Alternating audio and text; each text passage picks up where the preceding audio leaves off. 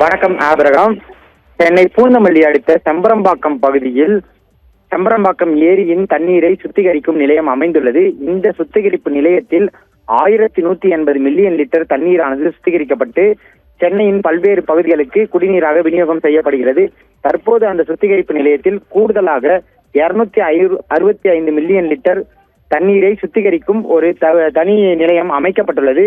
இந்த நிலையமானது தற்போது முதலமைச்சர் மு.க.ஸ்டாலின் கைகளால் திறந்து வைக்கப்பட உள்ளது. இதற்காக செம்பரம்பாக்கம் பகுதிக்கு முதலமைச்சர் மு.க.ஸ்டாலின் வருகை தந்து கொண்டிருக்கிறார். அவர் வருகை தருவதை ஒட்டி திமுகவின் செயலாளர்களும் திமுகவின் அப்பகுதி நிர்வாகிகளும் ரோட் ஷோ ஒன்றை நடத்த வேண்டும் என முதலமைச்சர் தரப்பிற்கு கோரிக்கை வைத்ததாக கூறப்படுகிறது. அதனை ஏற்றுக்கொண்ட முதலமைச்சர் குமணஞ்சாவடி முதல் பூந்தமல்லி பேருந்து நிலையம் வரை தற்போது ரோட் ஷோ வந்து கொண்டிருக்கிறார். அவரை வரவேற்பதற்காக குமணஞ்சாவடி, பூந்தமல்லி, கரையஞ்சாவடி, திருவள்ளூர் மாவட்ட திமுக நிர்வாகிகள் மற்றும் தொண்டர்கள் ஏராளமானோர் சாலையின் இருபுறமும் திமுக கொடியுடனும் பலூன்களுடனும் காத்திருக்கின்றனர். அது மட்டுமின்றி குழந்தைகளுடனும் ஏராளமான திமுக தொண்டர்கள் வருகை தந்துள்ளனர். அவர்களை பார்த்தபடியும் அவர்களிடம் பேசியபடியும் முதலமைச்சரானது தற்போது ரோடு ஷோ நடத்தி கொண்டிருக்கிறார்.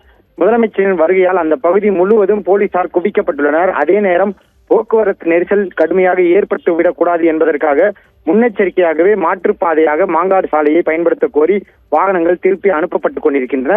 தற்போது முதலமைச்சர் வரும் பகுதியில் பரபரப்பான சூழல் ஏற்பட்டுள்ளது. அதே சமயம் உற்சாகமாக திமுக தொண்டர்கள் ஆரவாரம் செய்து அவரை வரவேற்றுக் கொண்டிருக்கின்றனர். விரைவில் செம்பரம்பாக்கத்தை அடைந்தவுடன் புதிய சுத்திகரிப்பு நிலையத்தையும் முதலமைச்சர் திறந்து வைக்க உள்ளார்.